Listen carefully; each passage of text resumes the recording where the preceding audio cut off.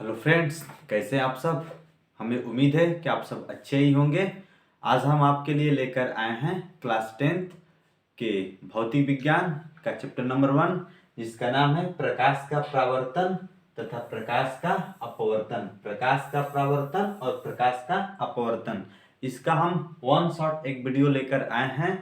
एक ही वीडियो में आपका पूरा चैप्टर समाप्त हो जाएगा। इस चैप्टर से जितने भी बनने वाले प्रश्न होंगे अब इसी वीडियो में आपके सारे क्लियर हो जाएंगे। आप बन रहिए मेरे साथ शुरू से लेकर के अंत तक।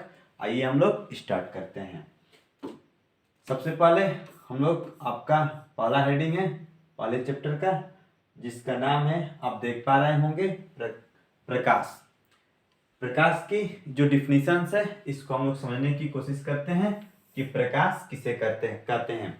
आप जानते हैं कि जो प्रकाश है यह एक प्रकार की ऊर्जा होती है जो हमारे दृष्टि ज्ञान को जागृत करती है। ये बहुत ही सिंपल सी डिफिनीशन है आपके बुक के हिसाब से देखते हैं कि प्रकाश की परिभाषा क्या होगी। यहाँ पे बताया गया है कि प्रकाश वह विकिरण ऊर्जा होती है जिसकी उपस्थिति में हमें वस्तुएं दिखाई देती हैं, परंतु हमें प्रकाश दिखाई नहीं देता है, तो इसे ही क्या कहते हैं, प्रकाश कहते हैं। आपने जाना कि जो प्रकाश है यह एक प्रकार की कैसी ऊर्जा होती है, विकिरण ऊर्जा होती है, जिसकी उपस्थिति में हमें वस्तुएं तो दिखाई देती हैं परंतु हमें प्रकाश दिखाई नहीं देता है। जो एक इंपॉर्टेंट नोट्स हम आपके लिए लेकर आए हैं कि जो दृश्य प्रकाश की तरंगदैर्घ्य होती है वो कितनी होती है, तो दृश्य प्रकाश की तरंगदैर्घ्य 3900 एंगस्ट्रॉम से लेकर के 7800 एंगस्ट्रॉम तक होती है। सर ये जो एंगस्ट्रॉम होता है, एक एंगस्ट्रॉम बराबर कितना होता है, तो याद रखे रहेंगे, एक एंगस्ट्रॉम बराबर होता है 10⁻⁻10 मीटर। उसके बाद से जो निर्वात होता है ना, निर्वात में जो प्रकाश की चाल होती है ये कितनी होगी, तो निर्वात में प्रकाश की चाल बेहद इंपॉर्टेंट क्वेश्चन है, 3 × 10⁸ मीटर प्रति सेकेंड होती है। अब हम लोग देखते हैं कि जो प्रकाश की ये है कि प्रकाश की किरणों की पारस्परिक अनिर्भरता क्या होती है, यानी जो प्रकाश की किरणें होती हैं एक दूसरे के मार्ग को कभी भी प्रभावित नहीं करती है, इसे ही कहते हैं प्रकाश की किरणों का पारस्परिक अनिर्भरता। अनिर्भरता का मतलब ये हो गया कि प्रकाश की किरणें एक दूसरे के मार्ग को कभी भी प्रभावित नहीं करती हैं। इस घटना को ही कहते हैं प्रकाश की किरणों का पारस्परिक अनिर्भरता। अब आइए आगे हम लोग समझते हैं। आप इस वीडियो में शुरू से लेकर के अंत तक बने रहेंगे। किसी भी प्रश्न में आपको कहीं भी डाउट नहीं होगा। अब बहुत ही आसानी से किसी भी टॉपिक को आप समझने की कोशिश करेंगे। आपका जो नेक्स्ट हेडिंग है, जैसा कि आप देख पा रहे होंगे, प्रकाश का परावर्तन, रिफ्लेक्शंस ऑफ लाइट क्या होती है। सबसे पहले समझते हैं कि प्रकाश का परावर्तन या रिफ्लेक्शन ऑफ लाइट क्या होती है। देखिए, जब कोई प्रकाश किरण किसी चमकदार तथा चिकने तल से टकरा करके वापस लौट जाती है तो यह घटना जो होती है ये प्रकाश का परावर्तन कहलाती है। जैसा कि आप इस फिगर में देख पा रहे होंगे, एक हमने यहाँ पे एक समतल दर्पण लिया है। ये समतल आपका दर्पण है और इस समतल दर्पण पर एक कोई प्रकाश की किरण हम आपतित करवा रहे हैं, तो कोई प्रकाश की किरण आ रही है, इस दर्पण के किसी बिंदु पे टकरा रही है, आप पुनः उसी माध्यम में वापस लौट जा रही है। तो जैसे हमने आपको बताया कि प्रकाश की किरण आई और समतल दर्पण यानी चिकने तल पर टकराई और पुनः उसी माध्यम में वापस लौट गई, तो इसी घटना को कहते हैं प्रकाश का परावर्तन। जो ये आने वाली जो किरण है इस किरण को हम लोग कहते हैं आपतित किरण, और जिस बिंदु से जो किरण होती है ये टकरा कर जाती है इसको हम लोग कहते हैं परावर्तित किरण कहते हैं। इन दोनों किरणों के बीच में एक अभिलंब बनता है जो सदैव 90 डिग्री का कोण बनाता है। जिस बिंदु पर प्रकाश की किरण गिरती है उस बिंदु को कहते हैं आपतन बिंदु। कौन सा बिंदु बोलेंगे हम लोग, आपतन बिंदु। तो इन सबकी डिफिनेशन हम लोग समझते हैं कि आपतित किरण, परावर्तित किरण, अभिलंब, आपतन बिंदु और समतल दर्पण क्या होते हैं। जैसा आपने समझा आपतित किरण, आपतित किरण का मतलब ये होता है जो किरण दर्पण के तल पर आकर टकराती है तो उस किरण को क्या कहते हैं, आपतित किरण कहते हैं। एक ऐसी किरण जो दर्पण के तल पर आकर टकराती है उसे ही क्या कहते हैं, आपतित किरण। परावर्तित किरण क्या होते हैं, यानी जो किरण दर्पण के तल से वापस लौटती है उसे ही क्या कहते हैं, परावर्तित किरण कहते हैं। आपतन बिंदु क्या होते हैं, आपतन बिंदु वो होता है दर्पण के तल पर स्थित वह बिंदु जिस पर आपतित किरण आकर क्या होती है, टकराती है। यह दर्पण है, दर्पण का वह बिंदु जिस पर आपतित किरण आएगी और आकर टकराती है, इसी को हम लोग क्या कहते हैं, आपतन बिंदु कहते हैं। अभिलंब क्या होता है, अगर अभिलंब की डिफिनेशन की बात करें तो दर्पण पर आपतन बिंदु से होकर जाने वाली वह काल्पनिक रेखा जो दर्पण के साथ 90 डिग्री का कोण बनाती है उसी को क्या कहते हैं, हम लोग अभिलंब कहते हैं। प्यारे बच्चों, ये मान लीजिए यह आपका आपतन बिंदु है और आपतन बिंदु से होकर जाने वाली ये जो काल्पनिक आपको ये रेखा जो डॉटेड लाइन से दिखाई दे रही है इसी को हम लोग अभिलंब कहते हैं। क्या कहते हैं, अभिलंब। ये छोटी छोटी डिफिनेशंस है, इसे आपको याद रखना है। अगर ये आपका नहीं तैयार रहेगा तो आप ऑब्जेक्टिव क्वेश्चन नहीं कर पाएंगे।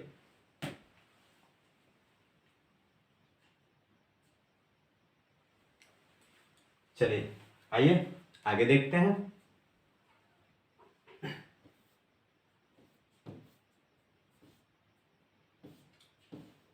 आपतित किरण और यहाँ पर जो आपने देखा परावर्तित किरण, इस दोनों किरणों से दो प्रकार के यहाँ पे कोण बने थे। एक आपतन कोण आई था और एक यहाँ पे आपका कोण बनता है आपतन कोण आई और परावर्तन कोण आर होता है। तो इन दोनों कोणों को समझने की कोशिश करते हैं कि आपतन कोण और परावर्तन कोण क्या होते हैं।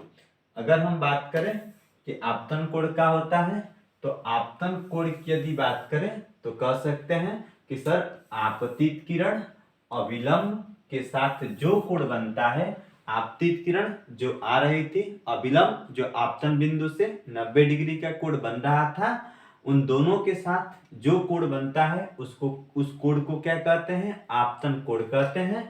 और होता है प्यारे बच्चों परावर्तन कोण। परावर्तन कोण का मतलब कि जो किरण दर्पण से टकरा कर जा रही थी उस किरण को हमने नाम दिया परावर्तित किरण और अभिलंब के साथ जो कोण बनता है उस कोण को कहते हैं परावर्तन कोण। अब समझते हैं कि परावर्तन के नियम क्या होते हैं। प्यारे बच्चों, जो परावर्तन होते हैं, परावर्तन के दो नियम होते हैं। परावर्तन के दो नियम कौन कौन से होते हैं आप लोग समझ जाएंगे। पहला जो आपका नियम होता है इसको समझेंगे, जो आपतित किरण होती है और जो परावर्तित किरण होती है तथा जो आपका अभिलंब होता है, ये तीनों एक ही तल में अगर स्थित हो तो इसको कहते हैं परावर्तन का पहला नियम। अब हम लोग देखते हैं कि परावर्तन का सर दूसरा नियम क्या होता है। तो जो परावर्तन का दूसरा नियम होता है ये आपतन कोण जो आपका आई होता है और परावर्तन कोण ये जो आपका आर होता है, ये दोनों बराबर होते हैं। तो जब आपतन कोण आई का मान अपवर्तन कोण परावर्तन कोण आर के बराबर होता है तो इसे ही कहते हैं परावर्तन का नियम। एक बात को समझ लेंगे कि जो प्रकाश की किरणें होती हैं वो परावर्तन की क्रिया में हमेशा उत्क्रमणीयता का गुण दिखाती है। किस टाइप का गुण दिखाती है, उत्क्रमणीयता का गुण दिखाने का काम करती है। अब हम लोग बात करते हैं कि सर प्रतिबिंब क्या होता है, जिसको इमेज हम लोग बोलते हैं। इमेज एज ए प्रतिबिंब क्या होता है आप समझ जाएंगे। इमेज किसी भी वस्तु से चलने वाली प्रकाश की किरणें परावर्तन या अपवर्तन के बाद जिस बिंदु पर मिलती हैं या मिलती हुई प्रतीत होती हैं या जिस बिंदु से आती हुई प्रतीत होती हैं उसे ही क्या कहते हैं, प्रतिबिंब कहते हैं। यानी किसी भी वस्तु से चलने वाली प्रकाश की किरणें जो होंगी वो परावर्तन या अपवर्तन के बाद जिस भी बिंदु पर मिलती हैं या मिलती हुई प्रतीत होती हैं या जिस बिंदु से आती हुई प्रतीत होती है तो उसे ही हम लोग प्रतिबिंब कहते हैं। क्या बोलेंगे? प्रतिबिंब। चलिए आगे देखते हैं। नेक्स्ट आपका पॉइंट है जो आपके इमेज होते हैं यानी जो आपका प्रतिबिंब होता है, ये प्रतिबिंब मुख्य रूप से आपके दो प्रकार के होते हैं। एक होता है, आप यहाँ पे हमने हेडिंग भी बनाया है, प्रतिबिंब के प्रकार। प्रतिबिंब कितने प्रकार के होते हैं? प्रतिबिंब दो प्रकार के होते हैं। पहला होता है वास्तविक प्रतिबिंब और दूसरा होता है आभासी प्रतिबिंब। इसको समझेंगे कि सर ये जो वास्तविक प्रतिबिंब की बात हो रही है, वास्तविक प्रतिबिंब क्या होता है? तो वास्तविक प्रतिबिंब जो होता है वो किसी भी वस्तु से चलने वाली प्रकाश की जो किरणें होती हैं वो परावर्तन या अपवर्तन के पश्चात वास्तव में किसी बिंदु पर मिलती हैं, तो उसी बिंदु को वस्तु का वास्तविक प्रतिबिंब कहते हैं। और वास्तविक प्रतिबिंब वह प्रतिबिंब होते हैं जिसे पर्दे पर लिया जा सकता है। उसी प्रकार से क्या होता है? आपका आभासी प्रतिबिंब होता है। आभासी प्रतिबिंब जिससे केवल आभास होता है, यानी कह सकते हैं किसी भी वस्तु से चलने वाली प्रकाश की किरणें परावर्तन या अपवर्तन के पश्चात जिस बिंदु पर मिलती हुई प्रतीत होती हैं या जिस बिंदु से आती हुई प्रतीत होती हैं उसे वस्तु का आभासी प्रतिबिंब कहते हैं। आभासी प्रतिबिंब वह प्रतिबिंब होते हैं जिसे पर्दे पर प्राप्त नहीं किया जा सकता है। और फ्रेंड्स देखते हैं हम लोग कि यहाँ पे जो दर्पण यानी गोली दर्पण होते हैं, गोली दर्पण किसे कहते हैं? यानी जो गोली दर्पण होगा, यदि किसी गोले के गोली भाग को काटकर उस पर सोने अथवा चांदी की कलई कर दी जाए तो इस प्रकार से जो बना हुआ आपका दर्पण होता है उसी दर्पण को हम लोग गोलीय दर्पण कहते हैं। बच्चों गोलीय दर्पण की और भी एक बात है, मान लीजिए कोई खोखला गोला है और इसको हम लोगों ने यहाँ से काट दिया। जब हमने काटा तो यहाँ पे लिखा भी गया है, कांच का गोली दर्पण का होता है, कांच का एक खोखला गोला होता है, इसका एक भाग काटा जाता है और एक भाग की ओर पॉलिश कर दी जाती है। वो भी पॉलिश किसकी की जाती है? तो सर रेड ऑक्साइड का पॉलिश किया जाता है और दूसरी ओर क्या होता है? चमकदार होता है। तो इसी प्रकार के दर्पण को क्या कहते हैं? गोलीय दर्पण कहते हैं। तो कांच का खोखला गोला होगा, एक भाग कटा होता है, एक और उसके पॉलिश कर दी जाती है रेड ऑक्साइड का, कोई पेंट लगा दिया जाता है, तो दूसरी ओर से अगर चमकदार हो तो इस प्रकार के दर्पण को ही गोलीय दर्पण के नाम से हम लोग जानते हैं। अब आइए आगे देखते हैं। जो गोलीय दर्पण होंगे आपके मुख्य रूप से गोलीय दर्पण दो प्रकार के होते हैं। एक होता है आपका अवतल दर्पण, दूसरा आता है आपका उत्तल दर्पण। अवतल दर्पण क्या होता है? अवतल दर्पण वह दर्पण होता है जिसका ये जो तल आपको दिखाई दे रहा है इसको परावर्तक तल कहते हैं। तो जिस भी दर्पण का परावर्तक तल इस टाइप से ये दबा हुआ होता है तो इस प्रकार के दर्पण को क्या कहते हैं? अवतल दर्पण कहते हैं। और जिस भी दर्पण का परावर्तक तल जैसे फिगर में आपको नजर आ रहा होगा ये उठा हुआ होता है, इसी दर्पण को क्या कहते हैं? उत्तल दर्पण कहते हैं। अब आइए अगेन नेक्स्ट देखते हैं। दर्पण से संबंधित कुछ मुख्य प्रकार की परिभाषा देखते हैं कि दर्पण से संबंधित कुछ मुख्य प्रकार की परिभाषाएं क्या क्या होती हैं। जैसा मान लीजिए आपको पहला डिफिनेशन नजर आ रहे होंगे, वक्रता केंद्र। वक्रता केंद्र क्या होता है? अगर इसकी बात करें तो वक्रता केंद्र की डिफिनेशन क्या होगी तो आप एक बात समझिएगा। ये मान लीजिए कोई गोली दर्पण है जिस खोखले गोले से काटकर बनाया जाता है, उसी खोखले गोले के केंद्र को दर्पण का वक्रता केंद्र कहते हैं। जैसे मान लीजिए यहाँ पे एक खोखला भाग है, हमने इसको यहाँ से काट दिया तो इसका कुछ तो एक केंद्र होगा ना, इसी केंद्र को क्या कहते हैं? वक्रता केंद्र कहते हैं। और वक्रता केंद्र को हम लोग रिप्रेजेंट किससे करते हैं? सी से करते हैं। वक्रता केंद्र को किससे रिप्रेजेंट करते हैं? सी से। उसके बाद से अब बात करते हैं वक्रता त्रिज्या क्या होती है। तो वक्रता त्रिज्या किसी गोलीय दर्पण की वक्रता केंद्र सी से दर्पण तक की दूरी को वक्रता त्रिज्या कहते हैं। से मान लीजिए यह दर्पण है, दर्पण के केंद्र को हमने वक्रता केंद्र का दिया, यही कह सकते हैं। यदि गोली दर्पण जिस खोखले गोले से काटकर बनाया जाता है, उस खोखले गोले के केंद्र को ही क्या कहते हैं? वक्रता केंद्र कहते हैं। वक्रता केंद्र को प्रदर्शित किससे किया जाता है? सी से करते हैं। और सी से लेकर के पी तक की जो दूरी होती है वो स्मॉल आर होती है। इसी स्मॉल आर को क्या कहते हैं? वक्रता त्रिज्या के नाम से जानते हैं। उसके बाद से आपका जो तीसरा, पहला पॉइंट आपका वक्रता केंद्र हो गया, दूसरा पॉइंट आपका वक्रता त्रिज्या हो गई, और तीसरा पॉइंट आपका ध्रुव है। ध्रुव को किससे रिप्रेजेंट करते हैं? पी से। यानी दर्पण के द्वारक के मध्य बिंदु को ही क्या कहते हैं? दर्पण का ध्रुव कहते हैं। और दर्पण के ध्रुव को किससे रिप्रेजेंट करते हैं? पी से। जैसा कि आपने यहाँ पे देखा, यह एक प्रकार का ये दर्पण है, और इसका जो मध्य बिंदु है इसी को क्या कहते हैं? दर्पण का ध्रुव कहते हैं। और इसी दर्पण के ध्रुव को रिप्रेजेंट करते हैं किससे? हम लोग पी से। आइए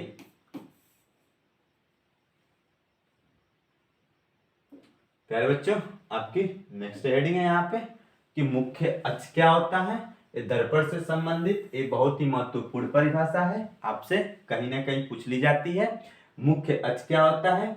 जो मुख्य अक्ष होता है, मुख्य अक्ष वह काल्पनिक रेखा होती है जो दर्पण के ध्रुव P तथा दर्पण के वक्रता केंद्र C से होकर जाती है। आपने जाना कोई दर्पण है तो दर्पण का ध्रुव यहाँ पे P, और ये इसका केंद्र का हो जाएगा C, और P और C से जो रेखा ये गुजर रही है, इसी रेखा को क्या कहते हैं? मुख्य अक्ष कहते हैं। उसके बाद से बात करते हैं दर्पण का द्वारक का होता है। तो दर्पण के यदि द्वारक की हम लोग बात करते हैं तो दर्पण के परावर्तक तल के व्यास को ही क्या कहते हैं? दर्पण का द्वारक कहते हैं। तो दर्पण का एक परावर्तक तल है, इसका ये जो व्यास है इसी को क्या बोलते हैं? दर्पण का द्वारक कहते हैं। अगली जो आपकी डिफिनेशंस है, मुख्य फोकस आपसे पूछ लिया जाता है कि मुख्य फोकस किसे कहते हैं। तो मुख्य फोकस को रिप्रेजेंट करते हैं हम कैपिटल एफ से। यानी मुख्य फोकस क्या होता है पहले समझेंगे। तो मुख्य फोकस जो होता है, मुख्य अक्ष के समांतर आने वाली प्रकाश की किरणें गोलीय दर्पण से परावर्तन के पश्चात जिस बिंदु पर मिलती हैं या जिस बिंदु से आती ही प्रतीत होती हैं, उसे ही दर्पण का मुख्य फोकस कहते हैं। जैसा कि आप यहाँ पे आपको एक फिगर नजर आ रहा होगा, हमने आपको यहाँ पर बताया है कि यह एक दर्पण है। इस दर्पण का ये वाला जो पॉइंट है ये मुख्य अक्ष है, और जब ये मुख्य अक्ष है तो मुख्य अक्ष के समांतर कुछ प्रकाश की किरणें इस प्रकार से जा रही हैं और दर्पण पे टकरा करके पुनः वापस आ जा रही हैं। ठीक ऐसे आ रही हैं। तो जब दो प्रकाश की किरणें जिस बिंदु पर मिलेंगी उसी को हम लोग क्या कहते हैं? मुख्य फोकस कहते हैं। तो आपने समझा मुख्य फोकस की डिफिनेशंस। ये दोनों फिगर एक ही टाइप का है। तो मुख्य अक्ष के समांतर आने वाली प्रकाश की किरणें थी, और दर्पण के परावर्तन के पश्चात जिस भी बिंदु पर मिलेंगी दोनों प्रकाश की किरणें, उसी को मुख्य फोकस के नाम से हम जानते हैं। आगे चलते हैं। अब बात आएगी फोकस दूरी क्या होता है। तो अभी तो आपने मुख्य फोकस कैपिटल एफ को जाना, अब जानेंगे फोकस दूरी। फोकस दूरी को किससे रिप्रेजेंट करते हैं? स्मॉल एफ से। यानी जो दर्पण का ध्रुव P होता है और जो मुख्य फोकस कैपिटल एफ तक की जो दूरी होती है इसी को फोकस दूरी कहते हैं। और फोकस दूरी को रिप्रेजेंट किससे करते हैं? स्मॉल एफ से। यानी कहने का मतलब ये होता है कि सर आपने कहा कि ध्रुव P से लेकर के आप फोकस यहाँ पे जो कैपिटल एफ होता है, जहाँ पे दो प्रकाश की किरणें एक परावर्तन के पश्चात जिस भी बिंदु पर मिलती है उसको मुख्य फोकस कहते हैं। तो कैपिटल एफ और P की दूरी को ही क्या कहते हैं? स्मॉल एफ कहते हैं। अब बात आएगी अगली डिफिनेशन से आपकी, फोकस तल क्या होते हैं। यानी जो मुख्य फोकस कैपिटल एफ होता है उससे होकर जाने वाला वह तल जो मुख्य अक्ष के लंबवत हो जाता है उसी को क्या कहते हैं? फोकस तल कहते हैं। जैसे मान लीजिए ये आपका प्रिंसिपल एक्सिस है और ये आपका दर्पण है, इसका ध्रुव P है और फोकस बिंदु पर यहाँ पे क्या हो गई, लंबवत हो गई, यानी मुख्य फोकस से होकर जाने वाला वह तल जो मुख्य अक्ष के क्या होता है, लंबवत होता है, उसी तल को क्या कहते हैं, फोकस तल कहते हैं। आगे जो बेहद इंपॉर्टेंट आपका टॉपिक है कि फोकस दूरी और वक्रता त्रिज्या में क्या संबंध होता है, तो आप जानते हैं जो फोकस दूरी होती है वो वक्रता त्रिज्या की आधी होती है, यानी F इक्वल टू R/2 होता है, या कह सकते हैं हम लोग कि जो वक्रता सर जो त्रिज्या होती है वो फोकस दूरी का 2 गुना होता है, या तो फोकस दूरी त्रिज्या की क्या होती है, आधी होती है।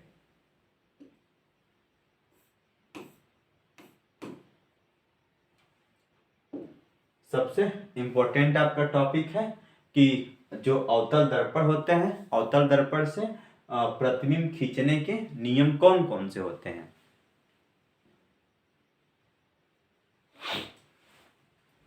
आपके अवतल दर्पण से प्रतिबिंब खींचने के कुछ नियम से, कौन कौन से नियम है जरा ध्यान से देखते हैं। पहला नियम आपका यही होता है कि जो आपके प्रिंसिपल एक्सिस होते हैं, जो दर्पण के ध्रुव और CP से होकर गुजरते हैं, वही मुख्य अक्ष या प्रिंसिपल एक्सिस है। तो मुख्य अक्ष के समांतर आने वाली प्रकाश की किरणें अवतल दर्पण से परावर्तन के पश्चात फोकस बिंदु कैपिटल F से होकर जाती है, यानी यह आपका एक अवतल दर्पण है और ये आपका क्या हो गया, यहाँ पे ये जो रेखा आपको दिखाई दे रही है इसको हम लोग प्रिंसिपल एक्सिस कहते हैं, और इसी के समांतर आप यहाँ पे देखिए एक प्रकाश की किरण है जो जा रही है इस दर्पण से परावर्तन के पश्चात मुख्य अक्ष के जिस भी बिंदु पर मिलती है, इसी को हम लोग क्या कहते हैं, फोकस। माने हमेशा इस फोकस तो कहेंगे नहीं, लेकिन कहने का मतलब यह है कि मुख्य अक्ष के समांतर जो प्रकाश की किरणें होती हैं वो अवतल दर्पण से परावर्तन के पश्चात जिस भी बिंदु से होकर जाती है, मैंने जिस भी बिंदु का मतलब कि हमेशा जो किरण होती है वो फोकस से ही होकर जाएगी। दूसरा आपका नियम होता है, दूसरा रूल आपका यही कहता है कि फोकस बिंदु से होकर जाने वाली प्रकाश की किरणें अवतल दर्पण से परावर्तन के पश्चात मुख्य अक्ष के हमेशा क्या होती है, समांतर हो जाती है। यानी कि अगर मान लीजिए यही अवतल दर्पण है, ये आपका प्रिंसिपल एक्सिस है और कोई किसी प्रकाश की किरण को हम फोकस बिंदु से होकर गुजार रहे हैं, तो ये जो किरण होती है ये मुख्य अक्ष के क्या होती है, ये मुख्य अक्ष के समांतर हो जाती है। तो ये आपका अवतल दर्पण से प्रतिबिंब बनने के दूसरे नियम होते हैं। उसी प्रकार से आपका जो तीसरा रूल कहता है कि वक्रता केंद्र C से होकर जाने वाली प्रकाश की किरण अवतल दर्पण से परावर्तन के पश्चात अपने मार्ग पर ही वापस लौट जाती है। इसका मतलब यह एक अवतल दर्पण है जिसका ध्रुव क्या हो गया, P हो गया, एक फोकस है, वक्रता केंद्र का हो गया C हो गया। तो यहाँ से जो होकर मान लीजिए अगर वक्रता केंद्र C से कोई प्रकाश की किरण इस प्रकार से जा रही है तो इस दर्पण से टकराएगी और टकरा कर यहाँ से ये दर्पण से टकराएगी और पुनः उसी माध्यम में वापस लौट आएगी। तो ये आपका अगर ये नियम होता है प्रतिबिंब बनने के तीसरे नियम कि यदि किसी भी प्रकाश की किरण को वक्रता केंद्र C से हम होकर गुजारेंगे तो वह पुनः प्रकाश की किरण वक्रता केंद्र C से ही क्या होगी, वापस लौट आती है, अपने ही मार्ग पर वापस लौट आएगी। चलिए आपका तीसरा नियम क्या कहता है, आपके पेज भी समाप्त हो गए। अरे बच्चों अब हम लोग देखते हैं, अभी तो हम लोगों ने देखा था कि अवतल दर्पण से प्रतिबिंब बनने के कुछ नियम थे। अब देखेंगे कि उत्तल दर्पण के द्वारा प्रतिबिंब खींचने के नियम क्या होते हैं। उत्तल दर्पण द्वारा आपका जो प्रतिबिंब खींचने का जो पहला नियम यही कहता है कि उत्तल दर्पण के मुख्य अक्ष के समांतर आने वाली प्रकाश की किरणें परावर्तन के पश्चात फोकस बिंदु F से आती हुई प्रतीत होती है। यानी ये मान लीजिए ये आपका उत्तल दर्पण हो गया, प्रिंसिपल एक्सिस हो गया। यहाँ से कोई प्रकाश की किरण ऐसे जा रही है, लेकिन परावर्तन के पश्चात ये तो ऐसे निकल जाएगी, लेकिन इसका आभासी बिंदु पीछे के तो होगा, लेकिन लगता इस प्रकार से है कि जो प्रकाश की किरण है फोकस बिंदु से आ रही है। आपका दूसरा रूल नियम यही कहता है कि उत्तल दर्पण के फोकस बिंदु की ओर आने वाली प्रकाश की किरणें दर्पण से परावर्तन के पश्चात मुख्य अक्ष के क्या होती है, ये समांतर हो जाती है। उसी प्रकार से जैसे मान लीजिए एक कोई फोकस बिंदु पर प्रकाश की किरण आ रही है, लेकिन दर्पण से परावर्तन के पश्चात मुख्य अक्ष के क्या होती है, समांतर हो जाती है।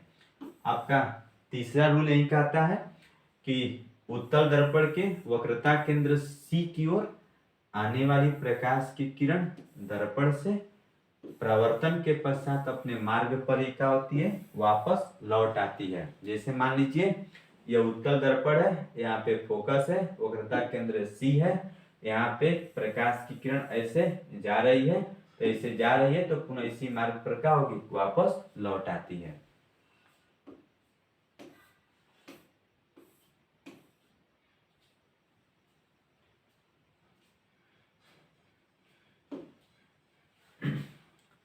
आगे आपके रूल्स हैं, ये भी बहुत ही इंपॉर्टेंट है कि अवतल दर्पण द्वारा प्रतिबिंब किस प्रकार से बनते हैं। अवतल दर्पण के द्वारा प्रतिबिंब बनने के आपके नियम कौन कौन से होते हैं, आइए उस नियम को जरा हम लोग देखते हैं।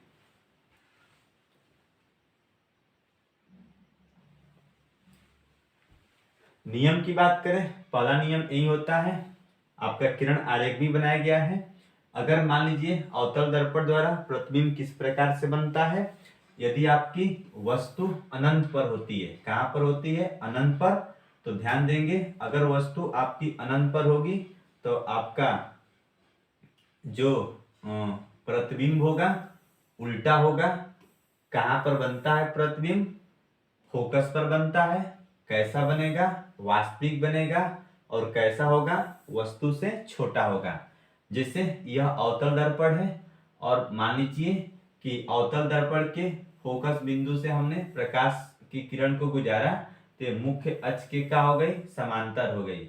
एक किरण को यदि हम वक्रता केंद्र C से होकर गुजारते हैं तो जैसे आएगी ये प्रकाश की किरण पुनः उसी माध्यम में क्या होती है, वापस लौट जाएगी। जब दो प्रकाश की किरणें एक जिस बिंदु पर काटेंगी एक दूसरे को, वहीं पर हम लोग का क्या बनता है, इमेज बनता है। तो जब वस्तु अनंत पर होती है तो प्रतिबिंब उल्टा बनेगा। कहां पर बनेगा, F पर बनेगा। कैसा होगा, वास्तविक होगा, लेकिन वस्तु से छोटा होता है। दूसरा नियम होता है, यदि वस्तु अनंत व वक्रता केंद्र C के बीच में होती है तो प्रतिबिंब हमारा उल्टा बनेगा। और कहां पर बनेगा, C और F के बीच में बनता है। कैसा बनता है, वास्तविक, और वस्तु से क्या होता है, छोटा होता है। यदि वस्तु जब C पर हो, वक्रता केंद्र C पर अगर वस्तु को रख दिया जाता है, यही C है, अगर C पर रख देंगे तो C पर हो तो प्रतिबिंब हमारा उल्टा बनेगा। किस बिंदु पर बनेगा, तो C पर ही बनता है, वक्रता केंद्र पर ही। कैसा बनता है, वास्तविक, और वस्तु के क्या होगा, बराबर बनता है। तीसरा रूल यही कहता है कि जब वस्तु आपकी वक्रता केंद्र C और फोकस F के बीच में होती है तो प्रतिबिंब आपका उल्टा बनेगा। और कहाँ बनता है, तो C और F के हमेशा बीच में बनेगा। और कैसा होगा, वास्तविक, और वस्तु से हमेशा बड़ा प्रतिबिंब बनता है। इस बात को याद रखे रहेंगे। मेरे बच्चों, आपका पांचवा जो रूल कहता है कि जब वस्तु आपकी F पर होती है तो प्रतिबिंब आपका उल्टा बनेगा। कहां पर बनता है, अनंत पर। कैसा, वास्तविक, वस्तु से क्या होता है, बड़ा होता है। जब यही वस्तु आपकी, जब वस्तु F और फोकस और P के बीच में होती है, फोकस और दर्पण का ध्रुव P के बीच में होती है, तो आपका प्रतिबिंब सीधा बनेगा। कहाँ बनता है, दर्पण के पीछे।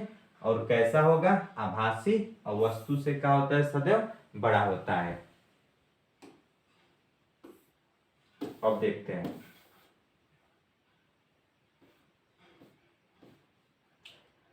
प्यारे बच्चों, उत्तल दर्पण द्वारा जिस प्रकार से अब हम लोगों ने देखा अवतल दर्पण से किस प्रकार के प्रतिबिंब बनते हैं, और उसी प्रकार से देखा जाएगा उत्तल दर्पण द्वारा प्रतिबिंब बनने के नियम क्या होते हैं।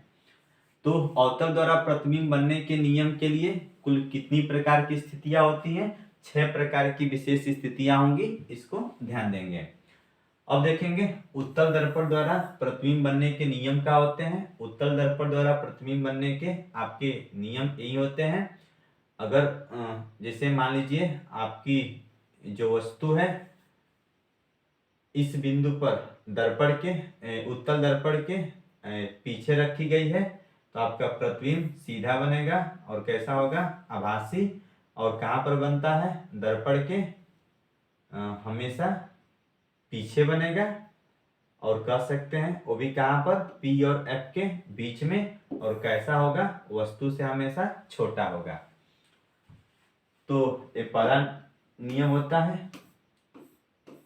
इसी प्रकार से पहला एक ही रूल ही है इसका, किससे संबंधित है रूल, ध्यान देंगे। ये जो रूल है आप जानते भी हैं, उत्तल दर्पण द्वारा प्रतिबिंब बनने का वो नियम था। अब हम लोग देखेंगे कि दूरियां मापने की परिपाटी क्या होती है। जैसे आपको पता है एक्सिस का होते हैं, जैसे ऊपर वाला y अक्ष होता है, नीचे का होगा y डैश, यहाँ पे x डैश, और यहाँ पे क्या होता है x। y पर चली गई दूरी धनात्मक, x डैश पर चली गई दूरी ऋणात्मक, x पर चली गई दूरी धनात्मक, y डैश पर चली गई दूरी ऋणात्मक होती है।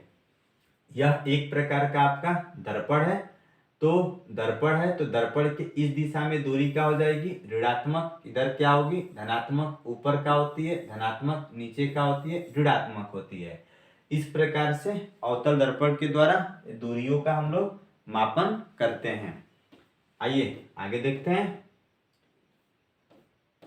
अब आपका जो टॉपिक यहाँ पे है बहुत ही इंपॉर्टेंट है।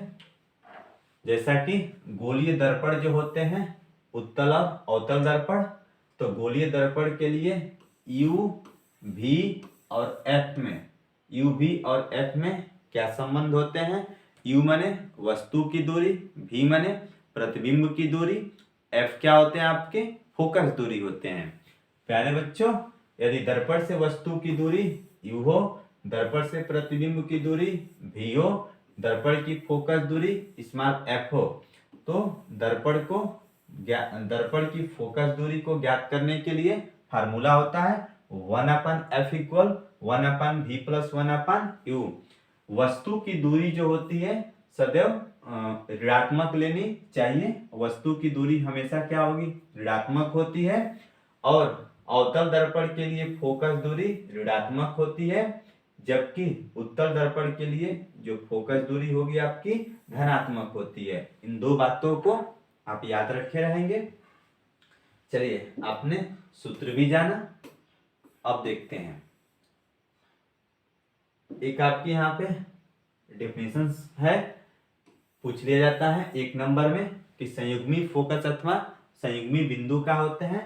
तो हम आपको थोड़ा सा बता दें कि संयुग्मी फोकस ऐसे दो बिंदु होते हैं जिनमें से किसी एक बिंदु पर वस्तु को रखने से दूसरे बिंदु पर उसका प्रतिबिंब प्राप्त होता है। तो इसे ही क्या कहते हैं, संयुग्मी बिंदु या संयुग्मी फोकस या संयुग्मी बिंदु के नाम से जानते हैं। यानी ऐसे दो बिंदु होते हैं जिनमें से किसी एक बिंदु पर वस्तु को रखने से दूसरे बिंदु पर उसका प्रतिबिंब क्या होता है, प्राप्त होता है। इसी को क्या कहते हैं, संयुग्मी बिंदु कहते हैं। इन दोनों स्थितियों में O और I, वस्तु की लंबाई O, प्रतिबिंब की लंबाई I को परस्पर बदला जा सकता है। चलिए अब देखते हैं कि हम लोग सबसे इंपॉर्टेंट एक आपके यहाँ पे डिफिनेशन है, जैसे कि रेखीय आवर्धन क्या होते हैं।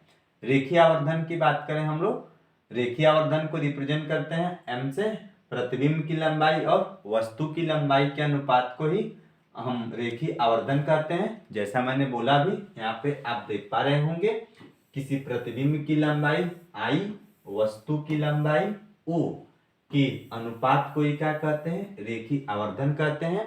रेखीय आवर्धन को रिप्रेजेंट किससे करते हैं, स्मॉल m से, तो स्मॉल m इक्वल टू क्या होता है, I अपान O होता है, या स्मॉल m इक्वल टू इसको क्या लिख सकते हैं, माइनस v अपान u। तो रेखीय आवर्धन के अन्य भी फार्मूले आपके सूत्र बनते हैं कुछ, कि I upon O equal minus v upon u होता है।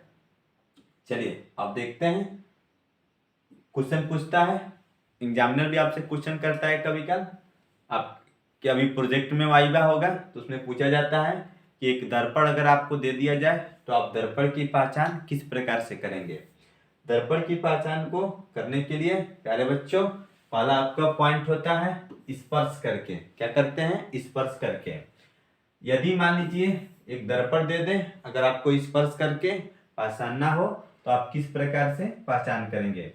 प्यारे बच्चों, यदि जो आपका पैमाना होगा, यदि पैमाना दर्पण के पूरे परावर्तक तल को अगर स्पर्श करता है तो आप समझिएगा कि वह जो दर्पण है वो समतल दर्पण होगा। तो जिस पैमाने से आपको दर्पण का मापन करना है, यदि पैमाना दर्पण के पूरे परावर्तक तल को छू देता है, स्पर्श कर देता है, तो आप समझिएगा कि वह हमारा समतल दर्पण होता है।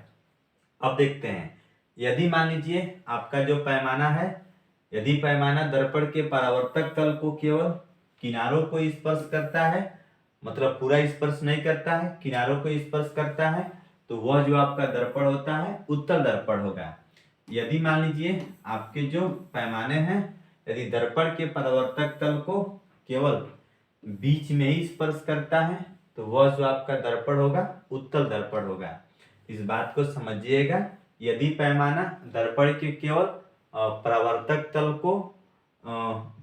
तल को बीच में स्पर्श करता है, तो वह जो आपका दर्पण होगा उत्तल दर्पण होगा। चलिए आगे देखते हैं, नेक्स्ट पॉइंट आपका क्या है। एक और तरीका होता है, एक तो स्पर्श करके होता है और दूसरा आपका जो लॉजिक होता है प्रतिबिंब को देख करके।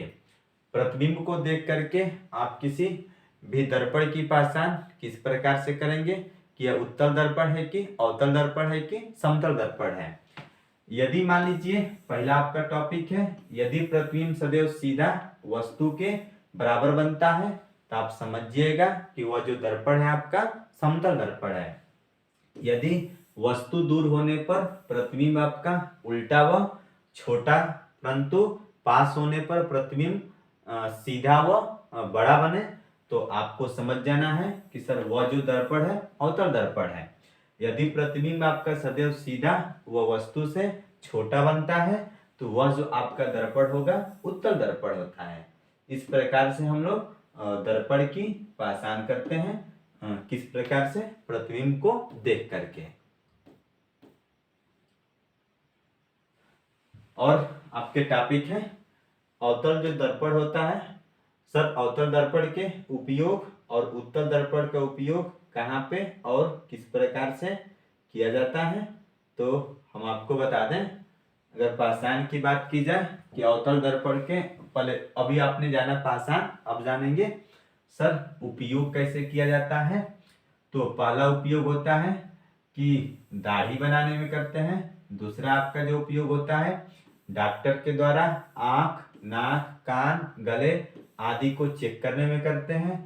तीसरा होता है टेबल लैंप में। चौथा होता है सर्च लाइट, वाहनों की जो हेडलाइट होती है, इन सब में हम लोग अवतल दर्पण का उपयोग करते हैं।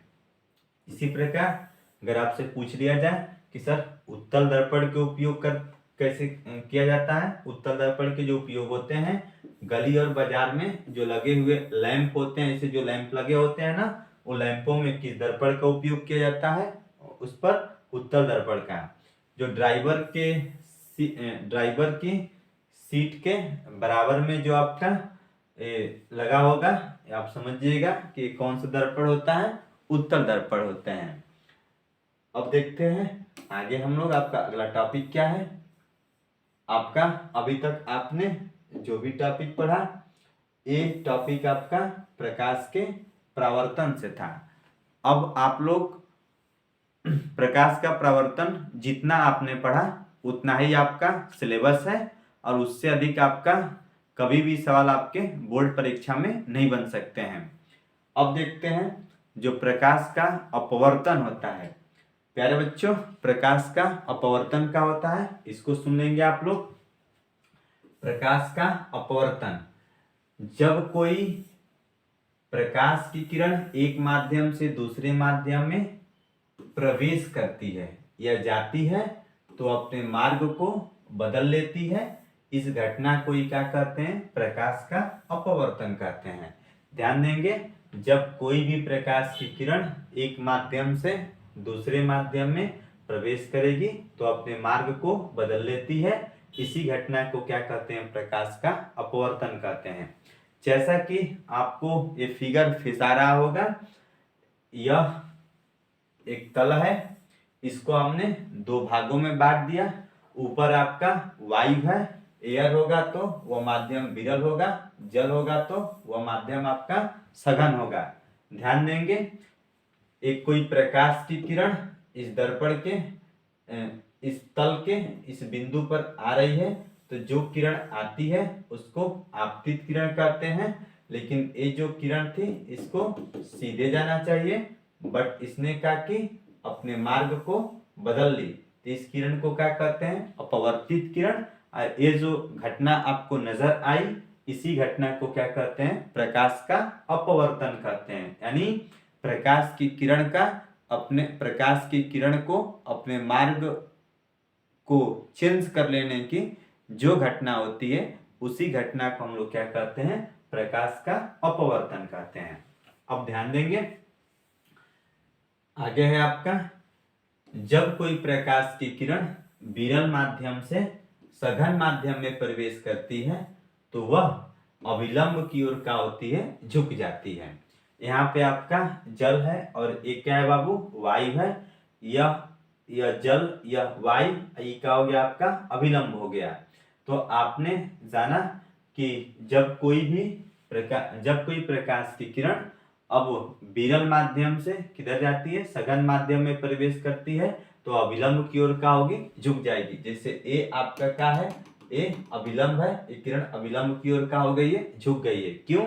क्योंकि जो प्रकाश की किरण थी ये विरल माध्यम से किसमें आ रही थी, सघन माध्यम में। जस्ट यदि प्रकाश की किरण सघन माध्यम से विरल माध्यम में प्रवेश करती है तो आप ध्यान देंगे, ये जो किरण होती है ये अविलंब से क्या होगी बाबू, दूर हट जाएगी। जैसे ये आपका अविलंब है तो एक किरण का और ये अविलंब से दूर हट जाएगी। कब ये घटना घटित होगी, जब सर प्रकाश की जो किरण होती है हम लोगों की सघन माध्यम से किसमें प्रवेश करती है, विरल माध्यम में। प्यारे बच्चों, जिस प्रकार से परावर्तन के नियम होते हैं उसी प्रकार से आपके अपवर्तन के भी नियम होते हैं। अपवर्तन के कुल कितने नियम होते हैं, दो नियम होते हैं। पहला नियम यही कहता है कि आपतित किरण माने आने वाली, अपवर्तित किरण जाने वाली, अविलंब, तीनों जो होते हैं जब एक ही तल में होते हैं तो इसी को कहते हैं अपवर्तन का पहला नियम। अपवर्तन का जो दूसरा नियम होता है, ये नियम बहुत ही इंपॉर्टेंट होता है। इस नियम को हम लोग स्नेल का नियम भी कहते हैं।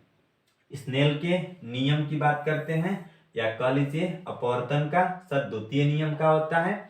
यानी जो आपका आपतन कोण आई होता है, यानी आपतन कोण के जो साइन के जगह और अपवर्तन कोण के आर मतलब साइन की जगह में एक निश्चित अनुपात होता है, जिसे हम 1:2 किससे 1:2 से प्रदर्शित करते हैं, तथा दूसरे माध्यम का पहले माध्यम के सापेक्ष इसको क्या कहते हैं, अपवर्तनांक भी कहते हैं। यानी कि आपतन कोण की जगह जो साइन आई होती है और अपवर्तन कोण की जगह जो साइन आर होता है, इसी साइन आर होता है, जिसे हम बाबू 1:2 से, इन दोनों में क्या होता है, एक निश्चित अनुपात होता है, जिसे हम 1:2 से प्रदर्शित करते हैं। इसका मतलब ये होता है कि दूसरे माध्यम के सापेक्ष पहले माध्यम का अपवर्तनांक यानी 1 and 2 equal to sine i by क्या होता है, साइन आर होता है। चलिए आगे चलते हैं हम लोग। आपको स्नेल का नियम बिल्कुल याद रखना है। आपतन कोण की जया और अपवर्तन कोण की जया का जो अनुपात होता है जिसे अनुपात जैसे sine i by sine r equal to का होता है 1 and 2 होता है। इसी को क्या कहते हैं, स्नेल का नियम कहते हैं। प्यारे बच्चों, जो अपवर्तनांक होता है और जो प्रकाश की चाल होती है, इन दोनों में क्या संबंध होता है। अगर आपको कहीं पे स्मॉल ए नजर आएगा तो ध्यान देंगे, इसको एयर कहते हैं। यदि आपका कहीं डब्लू नजर आएगा तो इसको वाटर कहेंगे। स्मॉल जी नजर आएगा तो इसको ग्लास कहते हैं।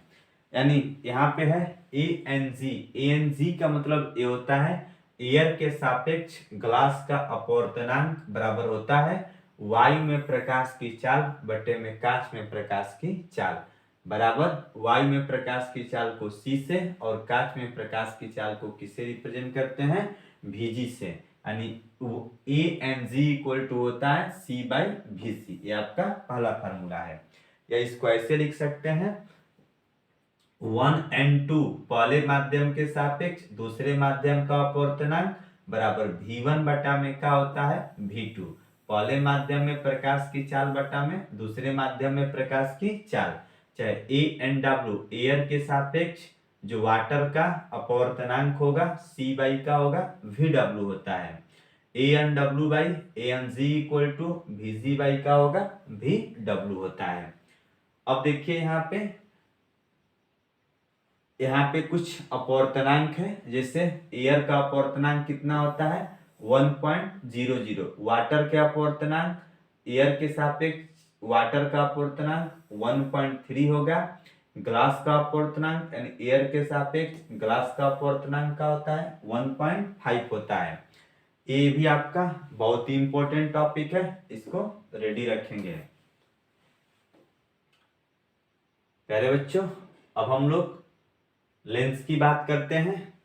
खैर लेंस यहाँ पे आपका टॉपिक नहीं है। लेंस हम आपके लिए बोले थे कि अगले वीडियो में हम आपको लेंस पढ़ाएंगे।